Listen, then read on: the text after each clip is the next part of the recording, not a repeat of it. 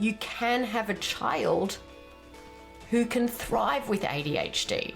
You don't have to be destined for a life of living on an emotional roller coaster. You don't have to walk on eggshells. And, I just want as many families out there that has kids with ADHD to know that there is hope. Welcome to the Experience Miracles podcast, where we help parents find hope, answers, and drug-free help to overcome your child's chronic health challenges. I'm your host, Dr. Tony Ebel, and I'll be sharing my experiences as both a dad and a doctor on every episode. I can take the latest science and neurology of healing and break it down in the most simple and relatable way possible. We'll take on the toughest topics and answer your biggest questions through interviews with other amazing parents and leading experts, leaving you with practical action steps that you can take to help your child heal and thrive. It's time to expect and experience miracles. Let's get started. Hey parents, we have an incredible interview for you today. Donna Kay is a leading ADHD expert, board certified health and nutrition practitioner. And during this interview, right out of the gates, we get all the way down into her son's story and her story as a parent, where she was not planning on ever being a board certified health and nutrition practitioner. I won't spoil the direction she was going because it's quite a story, but that happens a lot for us as parents, right? Where all of a sudden we need to go on the hunt to get this information. And so often, for so many of you rock stars, it sends you literally to school to help your child heal. I love that about Donna's story, and we get into that. She is a 2-time international best-selling author and host of the Soaring Child podcast and CEO of one of my favorite organizations in this healing space called the ADHD Thrive Institute.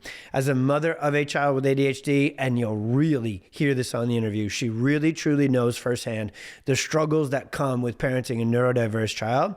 And that's in the thick of it. That's in the thick of the storm. And I really, thankfully, she really lets us go there. She really opens up about their challenge and what it was like in the thick of it. And then she also knows, and this is what they talk about all the time with the Soaring Child podcast, the ADHD Thrive Institute, and it's what we talk about all the time here on the Experience Miracles podcast. We go after all this because we know what's possible once parents learn how to go after the root cause of the symptoms instead of just trying to stuff down the symptoms with medications, or as often the pediatrician, whoever will say, oh, just ignore them and hope they grow out of them. No, the freedom, the life transformation for the entire family is on the other side of addressing the root cause. So she has been featured in Forbes, Fox, CBS, tons of online media, and has been a guest on tons of other ADHD summits and podcasts. She is a real expert. Remember, our favorite kind of expert is not just someone who has education and resources, but has real life experience. So you're about to hear a real story of being in the struggle. And then what are the steps? What are the real needle movers with ADHD to get to the other side? You're going to love this interview. I've had a blast over the last couple of years getting to know Donna and the whole ADHD Thrive team through our beloved organization that we both love and support, Documenting Hope. Beth Lambert, she's been interviewed on this podcast. And if you heard Beth's interview and how much of a powerhouse that one was, this one is too. Let's go. Thank you for coming on and jamming with us. I had a blast on your podcast. The very first time I told you, I met you, I think I told you, your webinar is the greatest webinar I've ever seen, because not only was it chock full of information that I know you're going to deliver to us today, but I felt like I got to know you. I got to learn from you on your ADHD webinar. And then what blew me away is you are capable of doing something I haven't just yet, which is it was pretty efficient. It was the time on it was really, really, really dialed in, whereas I can get a little bit chatty. So there's two of us here today. We get to chat, and I really know with your experience as a mom of an absolute rock star kiddo with ADHD that is thriving, and then all that you've done through the Institute and just the multiple forms of help and support and impact you provide ADHD families. You are a wealth of knowledge, but the original spark and catalyst that set you on this journey to now know all you know about ADHD that you probably didn't really set out to know, right? Take us there first, where the struggle, the freaking medical system that was just a dead end after dead end. What was that like as a mom first? Thank you for having me. I'm super excited to be here. Yeah, it was great to meet you actually in person and then have you on my podcast as well. Look, I think that even though I'm a board certified health and nutrition practitioner, first off, I am a mum with a kid that has ADHD, and I totally get every single feeling that probably many of these listeners today are experiencing. Believe it or not, I used to be completely removed from this health and wellness space. I was actually an accountant. I don't know if you knew that or not. I did not. An accountant? Yes. You could have asked me to pick 100 things, and I don't know that I would have thrown accountant out there. I know. It was my childhood a dream to grow up, have an office, be big in the corporate space, and I filled that dream. And, I'd actually planned to continue in that field, and I might have done so if the concerns over my son's health hadn't have grown as much as they did. I always knew that there was something a little bit different about him. He would just be bouncing off the walls. He seemed to have so much more energy than every other boy his age. He would have meltdowns and tantrums, and they would just become so dramatic. It always constantly felt like we were sort of walking on eggshells or on this emotional roller coaster, which it just, as a mum, it's not what you sort of envisage as having a family will be like. And I'm sure as a dad as well. But I'd always ask the teachers, is there anything, different about my son? And they'd say, don't worry, he's fine. He's just a boy. But eventually his tantrums and meltdowns became even more severe. His teachers started noticing the difference as well. And around the age of, just under the age of 5, so about 4, he was diagnosed with ADHD, and we were immediately handed a prescription medication. And that early? That young? That early, yes. That early here in the US. And to be honest, at first I felt relieved, with the diagnosis. It wasn't that I was a bad mum. It wasn't my fault. And that medication was going to be the pill that would fix our family. And I bounced into that drugstore so fast and was so excited to fill that prescription medication. I trusted the doctors. They knew best. And things were okay at first. He sort of calmed down. There was just this little sense of, I can breathe for a moment. He started playing nicely with his younger baby brother, but then his dosage increased and he started to experience side effects. And so we went back to the doctor, and the doctor prescribed another prescription medication to counteract the side effects of the first. Okay. And this continued until my young son, who is now 5, was on 3 very strong medications. And when the doctor handed me the prescription for the 4th medication to counteract new side effects that popped up, I just couldn't do it anymore. And, he was a shell of what he was. He had so much personality normally, but he had just become a shell of what he was. He lost his personality. He was experiencing intense anxiety. He wasn't able to sleep. He was losing weight. Every afternoon, it was like, this volcano was, stuck inside of him. And then all of a sudden it erupted into even more severe and more intense tantrums and meltdowns every afternoon. And I just had to ask myself, this doesn't seem okay. Was there, this is, okay, I'm going to take a moment here because I love my life. I get to, especially as a doctor who wants to go into the root cause, you then have to start your job by listening to moms and dads go through in sequence, in detail, their kiddo stories. So it's, because we love to find the root cause, I enjoy that part of the job. As a human with a heart and a parent, I actually really don't enjoy that part of the job because I'm listening to the struggles that they lived through, right? And so that's the not fun part of it. But there's so much relatability here. So if you could, because this audience is you, and many of them, our audience who God has really called us to serve, is you back then. right? And we're going to get to you now and your wealth of knowledge and all the tools and things you have in your arsenal to support now. So let's stay back there for a second. Walking on eggshells when he was struggling. So even before the little bit of fresh air and then all the snowball side effects, what does that mean? Walking on eggshells. Can you explain that? Kind of like day to day, what that... Totally. And look, I think that's why so many people can relate, because it is like walking on eggshells. Yeah. I used to go to bed at night feeling so guilty about how I would talk to my son and how I was not giving my younger child the attention that they needed. I would wake up every morning dreading the day ahead. What mood would my son be in that day? And when I would wake up, I would try my hardest to not say the wrong thing or do the wrong thing or give him the wrong thing, because that would just set off that meltdown and that tantrum, and we would all spiral. I remember this one day, I think it was in the middle of winter in Seattle. And if anyone knows Seattle, Washington very well, it's known for its rain. And it was a Sunday, gloomy, rainy afternoon. And we were all just climbing up the walls. And my son had multiple meltdowns that day. And so I'm like, we've got to do something different. I put him in the car and we drove to Costco, and we were walking through Costco doing our shopping.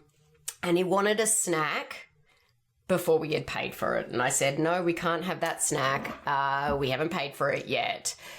Anyway, this resulted in the biggest meltdown and tantrum I probably ever experienced. Just picture 2 glass pasta sauce jars smashed all over the floor at Costco. He was in it, kicking and screaming. And I was mortified, and I looked around and all I could see was people sort of diverting their gaze, trying to avoid eye contact with me. I overheard a pregnant lady tell her friend, I am never going to let my child do that. Little does she know. Until she has a baby. That was my exact first thought too. Exactly. Nobody knows what's really coming, right? Yeah. Exactly. But at that moment, I felt this overwhelming emotion come over me, and I lost it, and I burst out crying there right in the middle of Costco. And if I'm being completely honest, I'm thinking to myself, why me? Why 100%. Does my life have to be like this? And that is that moment where that turning point was for me, where I was like, I've got to do something different. I've got to uncover some other path for us, because this is not working. No, I love it. Okay, I got one more thread I want to pull on, my friend, just parent to parent here with this, because, why me was also probably very analogous to why us, why our family, why my husband and I, why us with our new baby. Like, this is not the plan we had. So you said earlier too, this was exciting, actually, right? Because again, you're an accountant. Again, we're going to just contrast an accountant versus a holistic functional nutrition expert, right? So don't tell anyone. Right? One wears khakis and one wears yoga pants, okay? And so, this is just different, right? So, totally. So where you are, and this is all of our journeys, right? To where we are now is vividly different than where we are or where we were then. And it is always, especially for this community, it's our kids who were awesomely often through the storm and the struggle first, but they were the catalyst to get us to this place that, we would have never constructed in our own minds, but this is where we were meant to be. So anyways, okay. Fix our family. See, because ADHD and a kid with daily meltdowns where you have to walk on eggshells about how you talk, where you talk, when you walk, how loud you talk, all the things. That is a family problem. ADHD does not stay locked into that child's nervous system. So give us a little more there. And I know I'm asking you to kind of go back and, go into the not fun stuff before we get to the fun stuff of how we help. But how does it disrupt the family? Like, what was that like day to day? Brand new baby, all the things with Fix Your Family. Family. A great question. And, no one's ever gone back into that. But look, if I'm being completely honest, I think that I'd be divorced if we hadn't have changed what what we were doing. Me and my husband were constantly fighting. My other son was not getting the attention he needed, and I was constantly anxious. I was depressed. I felt like I was on an island on my own. And, I know that there are so many families out there that are struggling and they don't realize that there is hope. There was no hope left. Yeah. And, I used to always think to myself, I had this picture of the perfect family in my mind before I had children. And, that was in my mind. But then when I looked at my family, like what it was then, they didn't align at all. And I don't think we would be the same family we would be today if at that moment I hadn't decided that I had to do something different. But, and that's turning point. And there are so many families out there right now that are suffering and they don't need to. Yeah, and this is worth its weight in gold for, before we get to neuroscience and vagus nerve and gut-brain connection and the stuff that we can help families with, we got to make sure that the first essential step is to raise your hand, reach out. And that's what's actually really, really cool. I know there's a lot of not fun stuff to social media and the internet, but you know what? There's a lot of good. There's a lot of help. There's a lot of resources. There's a lot of connection that we can do actually in this frame that I'm kind of framing up here in a more safe space, because here's what happens with ADHD and our kiddos having behavior issues and sensory issues and anxiety issues. We mistakenly, and that is the absolute accurate word, we mistakenly blame ourselves and we think it's our fault. It's something we are doing wrong or something we're not doing right or a mix of the two. And so when you take that internal blame, which we all freaking do as a parent, we all do. It's our natural reflex to do that. We then go, well, I better keep this to myself because this is my problem, right? This is my doing, so I've got to fix it. And then even though you're married and you're together in the ways you're supposed to be, you're wired differently too, as two different humans, as to how you approach problems. And that actually nets out good, for a lot of other scenarios. But in this, it can really net out bad because one spouse's strategy to behavior issues may be X and the other grew up with Y. And so now that creates its own freaking storm within a storm, which is why so many neurodevelopmental challenge families are ending up in divorce. Because those are there. So first thing we want to say to parents listening is reach out for help. That is why we have literally built our platforms exactly for that. It is first and foremost, it's not just for the child struggling. I don't even want to, just as a minimizing word that I don't really at all mean to minimize, but it's for the whole family struggling. It's for you, mom and dad, struggling. And we know that. We're helping you by reaching out and giving you these answers to your kiddo. Okay, so fast forward back into see, I can't even say this stuff out loud without wanting to drop 87 swear words. But so they're going to just dole out a fourth medication, like little old lady who swallowed the spider, swallowed the fly, right? That's medication in a nutshell with that world. Okay, so you hit your breaking point to the T with the medication, the side effects, your child being a shell of who they were, weight loss, sleep issues, anxiety, all the side effects. What was your first step when you got on the hunt to find non-medical information, so non-traditional help for ADHD? What'd you find first? Who'd you find first? Where'd you go to first? Yeah, look, it was a minefield out there. I used to tell my husband, I don't like my son. And at that point, as a mum, I'm just piggybacking off something that you said earlier, but as a mum, to say that you don't like your son out loud is just devastating. And so I knew I had to do whatever it took, and I did. And I threw myself into the science. I threw myself into the research. I was up of all hours in the morning, and I really, really started to read a lot about how food can affect so many aspects of our lives. I began to learn in deep about the gut-brain connection. I actually then went back to school. I did my health science degree. Awesome. I did multiple specific certifications in this particular area. And through all of that, I learned that ADHD symptoms can be reduced naturally. If I then just jump forward to now, again, just to give a little bit of hope, because I know that there's probably a lot of parents out there saying that they don't like their child. I mean, you love them, but, you don't like them. And that's okay. Don't feel guilty. Like my son today, though, he's 15. He is thriving. He has not been on medication for years.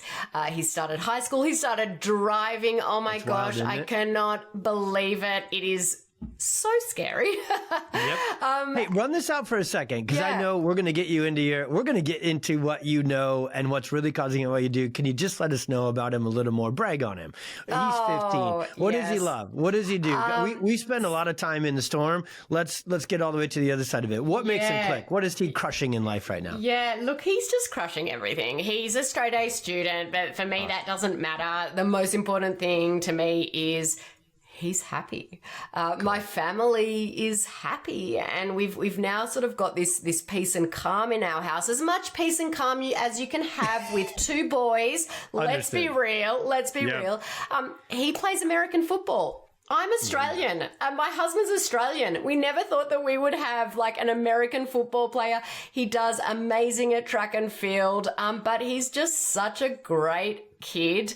And any girlfriend yet? Is he entering that land of he's stress? in a little bit of a relationship at the moment. Yeah, at the time of this recording, yes. So look, there. For families listening, good. Even just making one change can get you to move forward.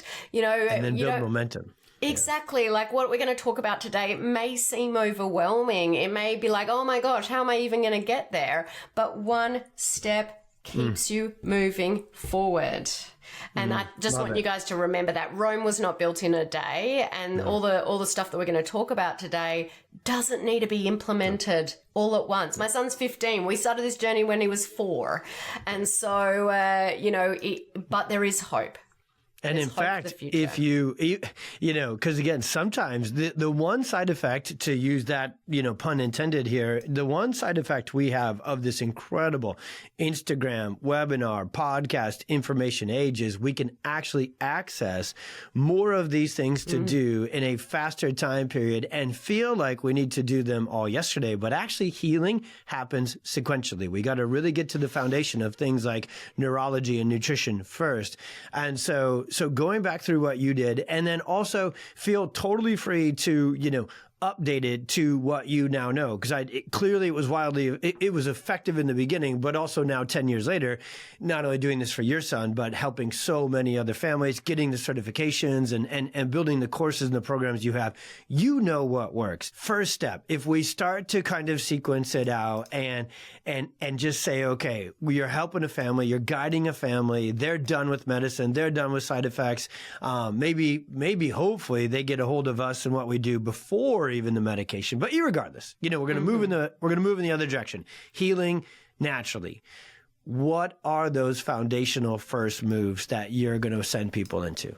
Yeah, look, you're right in the fact that, my approach has obviously adapted over time. I've worked with over 1,300 families that have got kids with ADHD, and we do know what works and what doesn't work.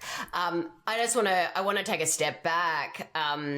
There's evidence, obviously, that ADHD is genetically predisposed, but it doesn't mean that it is your destiny and that these symptoms can't be reduced or removed altogether. So when I think about the contributors to those ADHD symptoms, I think it's important for families to understand this before we sort of dive into what they can do, because I like to explain it in this sort of funny analogy.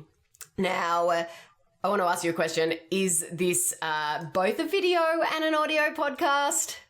Oh, I think the video. Oh, geez, you should know how little details I actually know about my life. We do post the video up. We definitely do post the video up on YouTube. So, yeah. Yes. So, for those that are listening, I'll explain it as you can hear it. But for those that are watching, I'm holding a little trash can, in front of my body. We're all born with sort of an internal metaphorical trash can. Yep. And the goal through life is really to keep the trash can as empty as possible.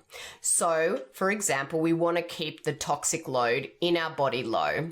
And so if we think about that, there's all this stuff that goes into that trash can over time. We have inflammatory substances like toxins from cleaning products or the air or from our food.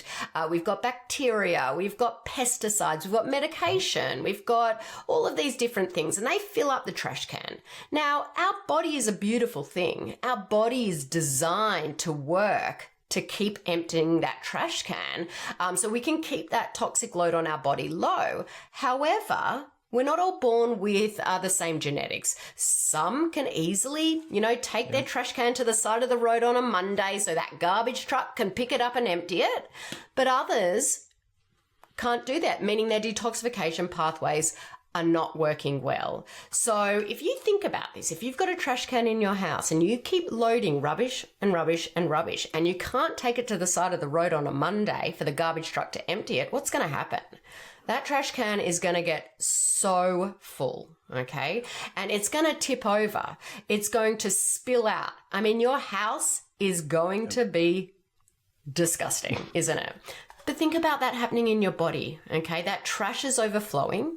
That is allowing inflammation to spread all through our body. And that's why symptoms begin to show. This is what's happening with our children with ADHD. It's what's happening with a lot of people. It doesn't have to just be ADHD. Their trash can is full. It's overflowing. Their body is filled with this inflammation, and we need to reduce it. Just to put it in perspective, the World Health Organization actually ranks chronic inflammatory diseases as the greatest threat to human health. Okay. From infants and children to adults. Yep. Exactly. And so there is so much research out there. And actually it concludes that chronic inflammatory diseases are the most significant cause of death in the world. Okay. Yep. So the number one thing exacerbating ADHD symptoms, whether or not it's genetic or it's not even true ADHD, it's just symptoms that look like ADHD, is inflammation. And so the goal is to start reducing this inflammation. Okay. Beautiful. Yeah. And really that is what we start to do. We start to reduce that inflammation and really help that trash can be emptied every Monday. Put it on the side of the road so the garbage truck can come through and pick it up. So let's get even a little more granular. First off, I'm just going to give we had such a good time jamming on your podcast with this. And I talk about this 24/7, 365 on this one. So I'll be brief with it. The trash can analogy, I'll never forget when I was going through school and I was taught that analogy. Another, sink, bucket. It's like some of us genetically are born with trash cans, sinks, that are a little bit smaller, meaning we may have these detox, I don't want to call them differences. Okay. Differences from other people. Okay. So then that's why people go, ADHD is genetic. Well, there's components of predisposition, but I love that you said that. And I'm intentionally repeating it because it's so important. That's still not a hardline destiny. That's actually not at all how neurophysiology works. If you have ADHD, anxiety, autoimmune conditions, heart disease, my family has heart disease everywhere. So guess what I don't do? Smoke and live in an inflammatory, high stress world because I know that I probably have my deck of cards has a few more of that suit in it. Okay. So I'm going to make sure that in my environment doesn't trigger those cards coming out. Okay. So ADHD and every other condition is the same. So the nervous system, stress, has the same concept to it. There's a trash can with which we can handle stress, not just chemical and toxic stress, but emotional stress and physical stress. So what happens when there's high stress pregnancies, there's birth interventions, now your child's stress bucket, stress garbage can, it's starting out half full, 3/4 full. So a lot of times the reason ADHD symptoms doesn't show up until 3rd grade or 5th grade is because that's when the trash can starts to spill over. And it doesn't mean that we couldn't have, medicine, traditional medicine, will never find it until it's spilled over, messy, and there's a flashing red light and a big bad smell, right? And even then they'll be like, well, I don't know. They might grow out of it. And you're like, and then they punt it, dismiss it, belittle you, don't, and then medicate it. It's like, geez, came out of nowhere with that one, right? Okay, so rant over there. So I just want to say to that, and you're right. It's a really great point. Like if I take it back to my son, he was born with a trash can that was already, a little bit full. He was induced because he wasn't growing properly. He was in the NICU. He was on a breathing CPAP machine. He was not breastfed because he was in the NICU and he was so small, and he was pumped with medication to help his lungs grow. And so like that contributed to his trash can that was almost, had some stuff in it already. And you're so right that trash will fill up over time. And that's when those symptoms start to come up, is when it spills out. And that's why for your rock star, it was pretty dang early, right? You knew, like you said, you knew when you shared your story in the beginning, like you knew right out of the gates, even before anybody, the first teacher is in preschool, but you knew because you could tell, okay, his nervous system, he's not getting rid of his stress. He's not getting rid of his toxins very well. Okay. So we got to address inflammation. So I know there's two ways to do it. Slow, reduce, try and stop the onslaught, right? But then you can also go in and you can kind of, now, speaking of Raging Bull ADHD, I am a fully functioning, thriving Raging Bull ADHD, sort of. So I will use different words, everyone. So what I was about to say, and I'm just going to still say it, is we go in and we attack inflammation. Now, maybe that's not the best word to say, reduce inflammation, but we know we can not only reduce what's coming in on the outside, but if that stress, those toxins, that subluxation, that inflammation got in, it needs to get reduced. And there's ways we can do that, right? Yeah.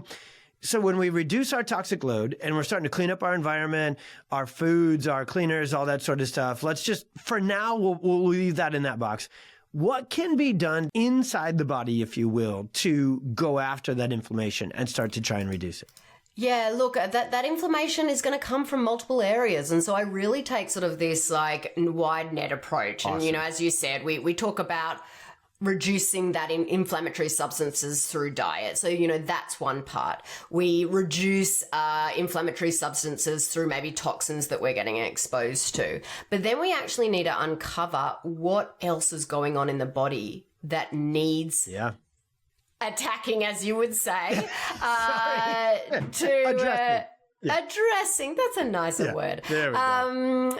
Addressing, that it's actually contributing to that inflammation. And I want to just, and I think it's important again to take a step back before I answer that question and really talk to you about the gut-brain connection. Perfect. And I think that's super important because a lot of that inflammation is, coming from the gut. And what the gut-brain connection means is that our brains, they're deeply connected to our guts. And if our guts aren't functioning well, our brains are not going to be able to function well either.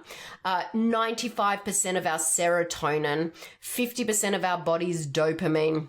We've even got, bacteria that produces GABA. These are all neurotransmitters, the ones that help manage emotion. They balance mood.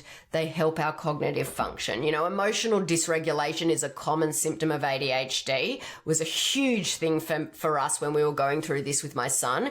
But many parents don't realize that this emotional dysregulation actually starts in the gut, where that serotonin, where that dopamine, those GABA that's being made. So the problem is not the emotions themselves, but the fact that the correct amount of these vital neurotransmitters are not being made in the first place. So by working on gut health, looking inside the gut to see what's contributing to that gut breakdown and that gut inflammation, parents of kids with ADHD find that the emotional dysregulation problem solves themselves. But the other biggest thing for it, when we think of ADHD, we think about, they can't focus at school. They can't, they don't have any executive function. One of the main areas that the brain, then the gut talks to in the brain is the frontal lobe. And for people that are listening, I'm pointing to the middle of my forehead. For those that are watching, you can see I'm pointing to the middle of my forehead. But that's the area of the brain, that talks through the vagus nerve, as I'm sure you've talked about so many times. But that area is responsible for attention, focus, executive function, planning, organizing, problem solving, all which are common areas that are affected by ADHD. And so it's really important to focus on the gut, have a look at the gut, what's going on, because if there's something going on in the gut that's traveling through those up to the vagus nerve, of course you're not going to be able to focus. Of course you're not going to be able to have that executive function. And, there's this, I like to think of the gut-brain connection sort of like, have you ever felt butterflies in your stomach because you were nervous about something? Maybe it was a first date, or God, that was a long time ago, or a conflict or a test. That's a perfect example of the gut-brain connection. Our bodies are perceiving whatever we're nervous about as a stressful situation, and our brains trigger the raw emotions in our gut that result in those butterfly feelings or feelings of nausea. That's the brain talking to the gut, but the reverse is also true. Our guts talk to our brains. And so I see a lot of families whose kids have been on multiple rounds of antibiotics, and antibiotics can be life-saving, but they can also do damage to the gut. They can also change the gut, gut microbiome, have lasting effects of it.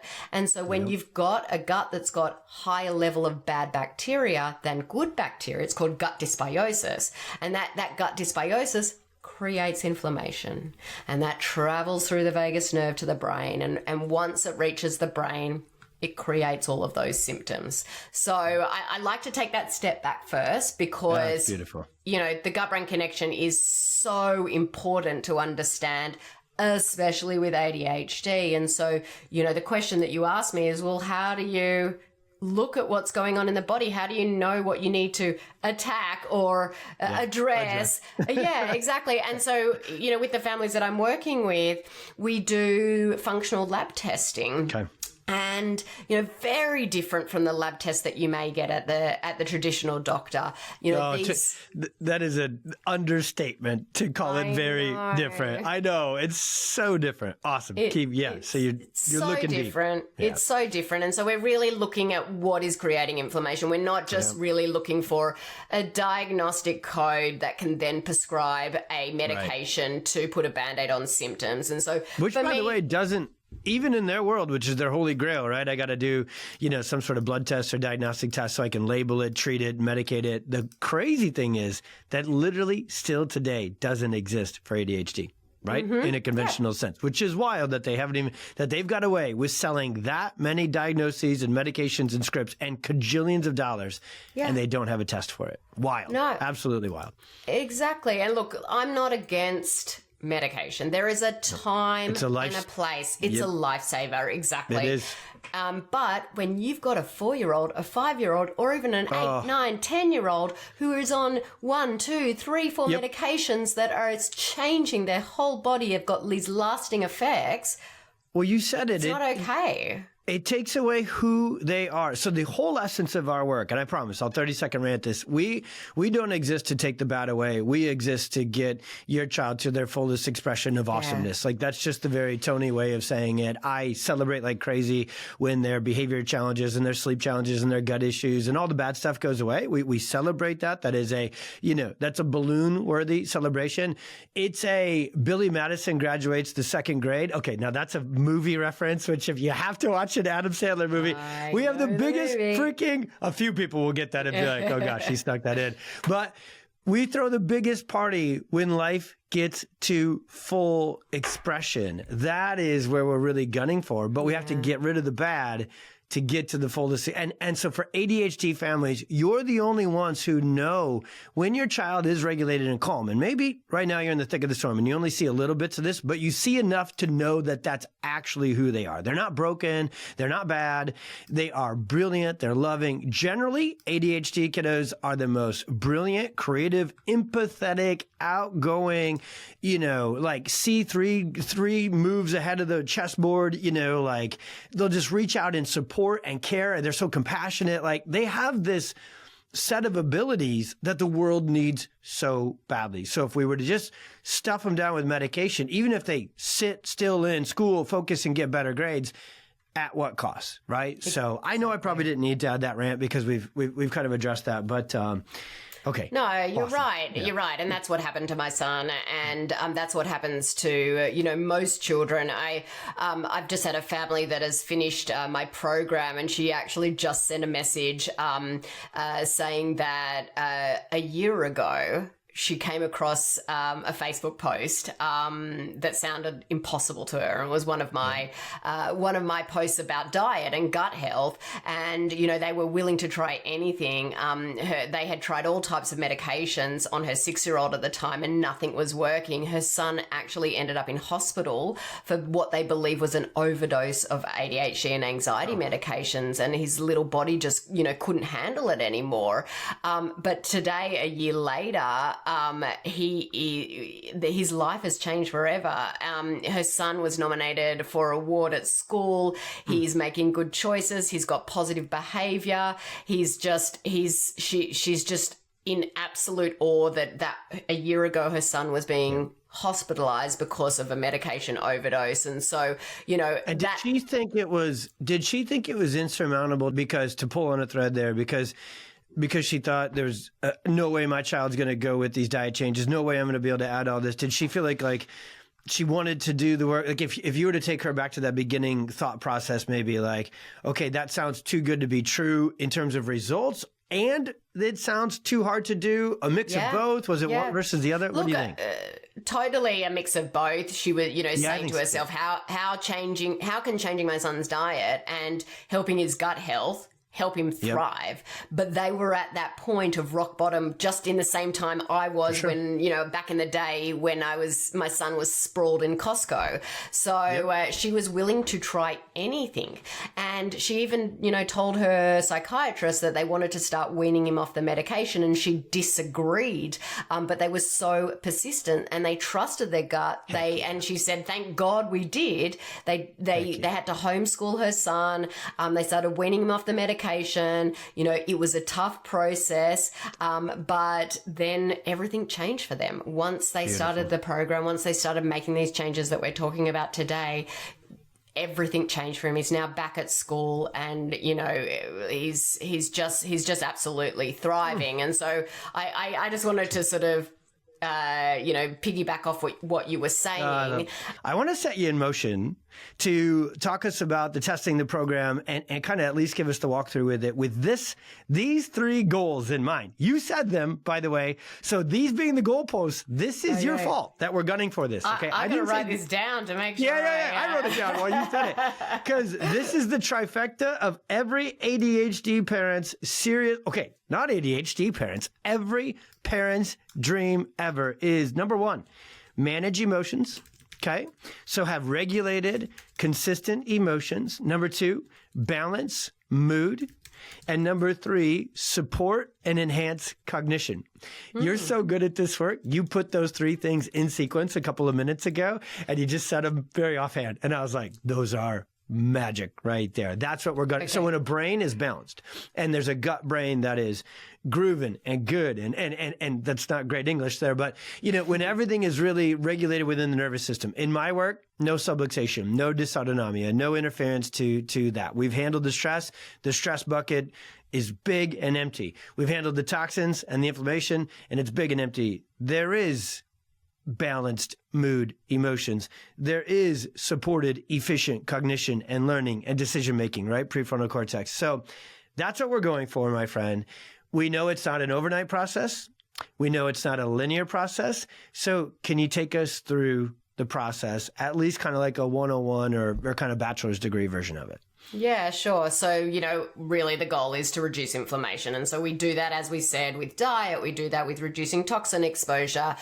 Stress can be external. Stress can be internal. And so we're really looking at what is going on in that individual body. Okay, we do that with functional lab testing. Now, the first test that we do is a stool test.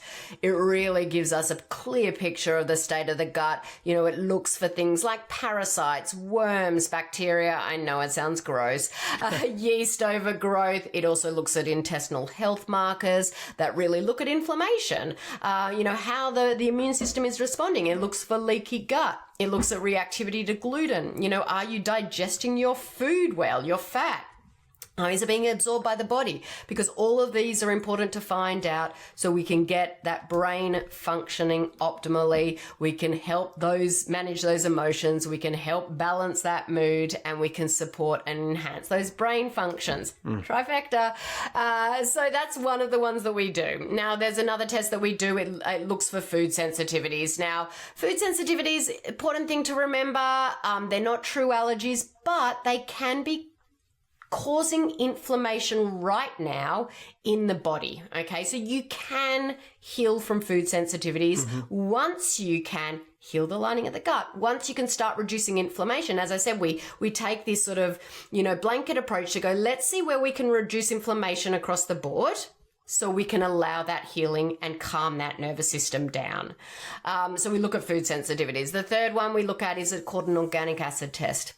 It is an awesome test. It looks over 70 different important markers in how the body's functioning. It can show you the need for specific nutrients like B vitamins, which is super important for our compromised kids. Diet modification, even further diet modification, like issues with things called oxalates and salicylates. It looks at your detoxification pathways. Can you empty your trash can on the sidewalk on Mondays?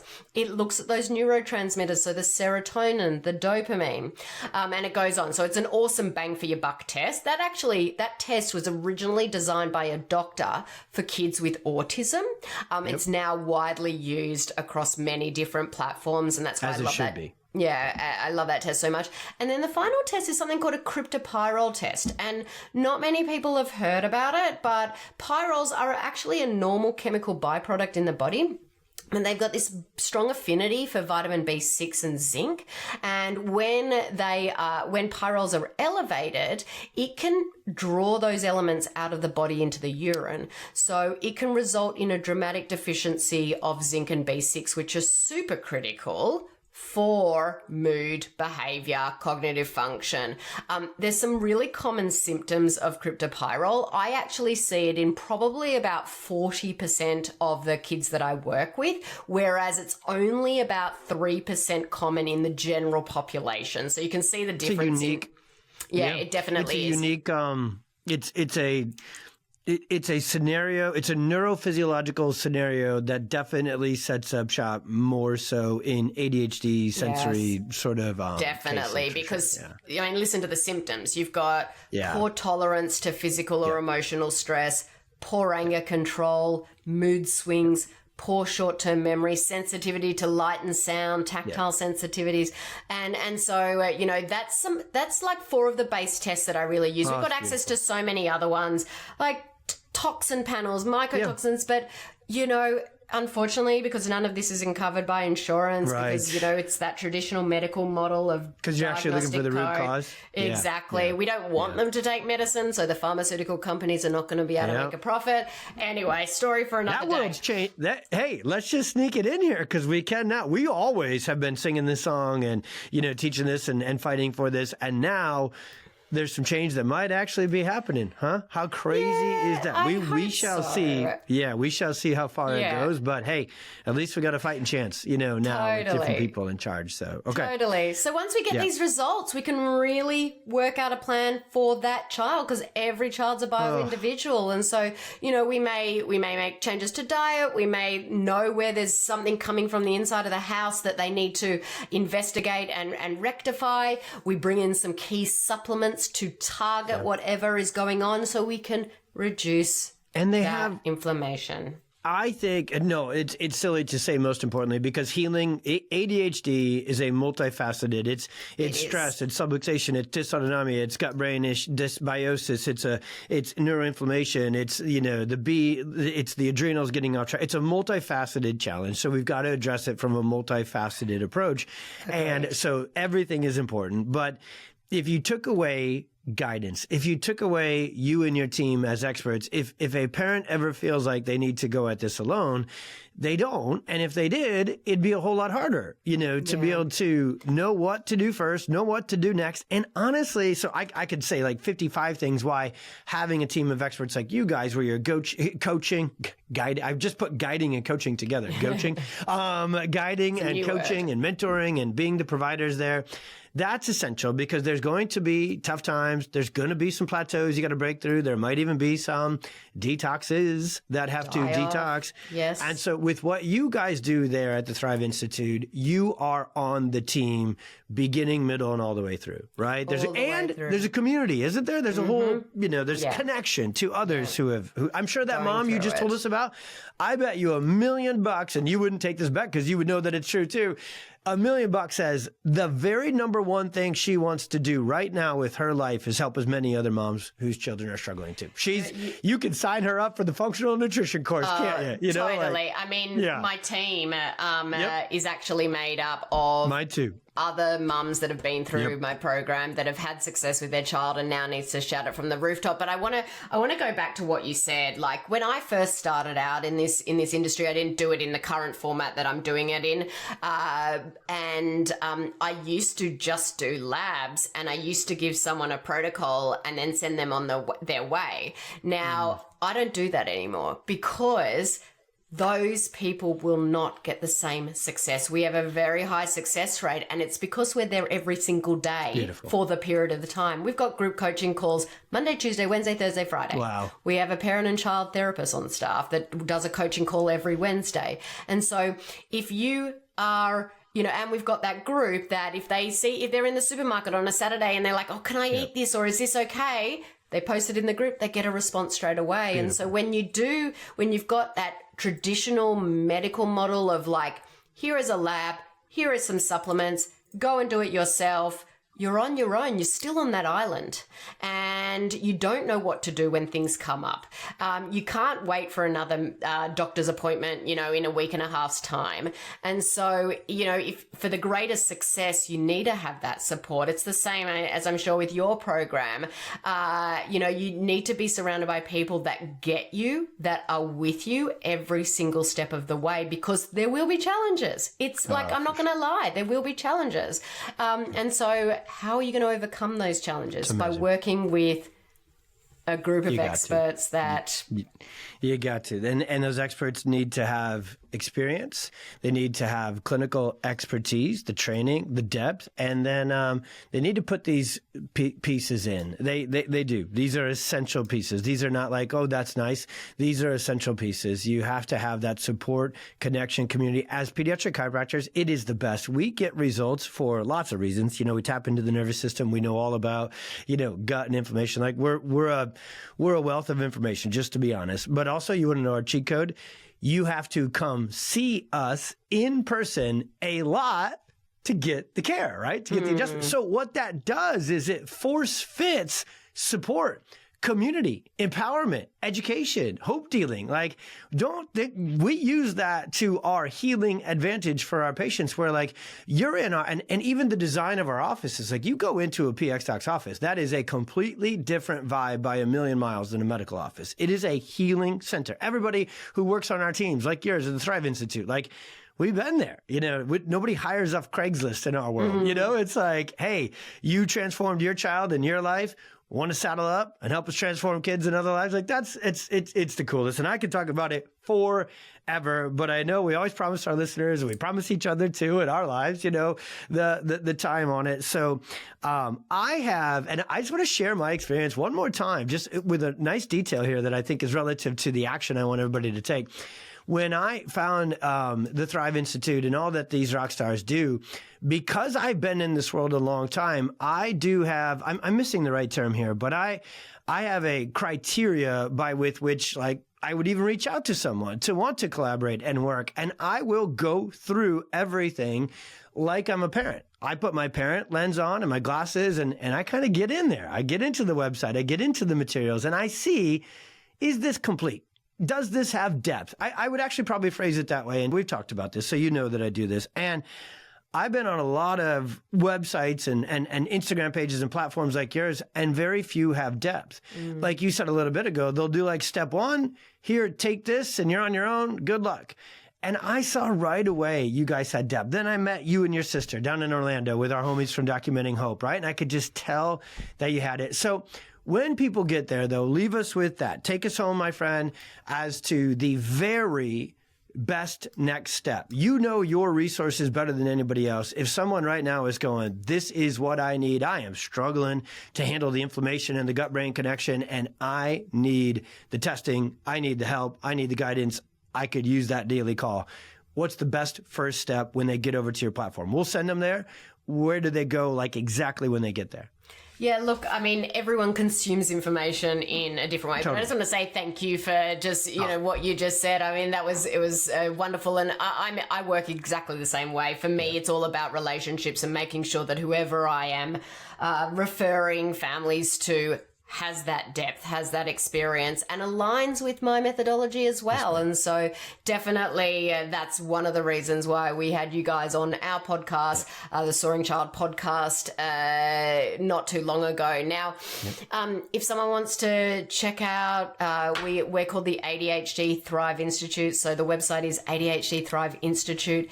If someone is more of a reader, I have my international best-selling book, which is called Thriving with ADHD, a guide to naturally reducing ADHD symptoms in your child. You can get it on Amazon, or you can actually get it through my website at so much cheaper than buying it on Amazon. So awesome. You can do that as well. And I'm on all the social platforms. We have a very active YouTube account, which is at ADHD Thrive Institute.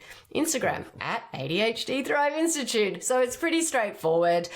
Best thing would be to watch my webinar, like you said. Yeah, I think so. Really dive deep into that, understand the process. But it is this multifaceted approach, just like, Dr. Tony's saying here. And so there is that, you want to do that chiropractic care. You want to do the diet. You want to do that, making sure that there's no underlying stresses in the body. You want to reduce that inflammation. And so you can have a child who can thrive with ADHD. You don't have to be destined for a life of living on an emotional roller coaster. You don't have to walk on eggshells. And, I just want as many families out there that has kids with ADHD to know that there is hope. And myself, my family is a perfect living example of that. On my website, we have a massive page of testimonials of people that are going through what you're probably going through. And, just feeling that hope is so important, because you can do this. Your child can thrive. You don't have to suffer in life. And so all I'm just going to say, though, is Rome wasn't built in a day. And don't be overwhelmed by the changes that you're going to have to make in the future. It's important to take one small, slow step at a time, and because that'll keep you moving forward. Yeah, and you'll build momentum from there. And just for all of us original OG Americans listening to my Australian, now living in Seattle friend, when she says process, she means process. Okay? Just kidding. I just had to edit this whole time. I did not make one joke about you. And actually in the middle of it, because a bunch of my best friends are Canadian and Australian in the UK, I'm pretty into it. So every time I hear the word process, like my nervous system, my raging bull, finely tuned brain can't just let it go. All right. Oh my gosh. There you go. We're ending on a fun note, because the healing, laughter is healing too. So it sure is. Stress reduction. Yes. So we will connect everybody to the ADHD Thrive Institute. If you want an easy access, go to the show notes, click on those links, and away you go. They have depth, they have expertise. Most importantly, they have, the name is right. It's about thriving. Their end game goal is to get your child to where our 15-year-old boys are and where we are and our families and every kid deserves to be. No matter their genetics, no matter the story that got you here, it's about where you're going next. And that journey is completely attainable.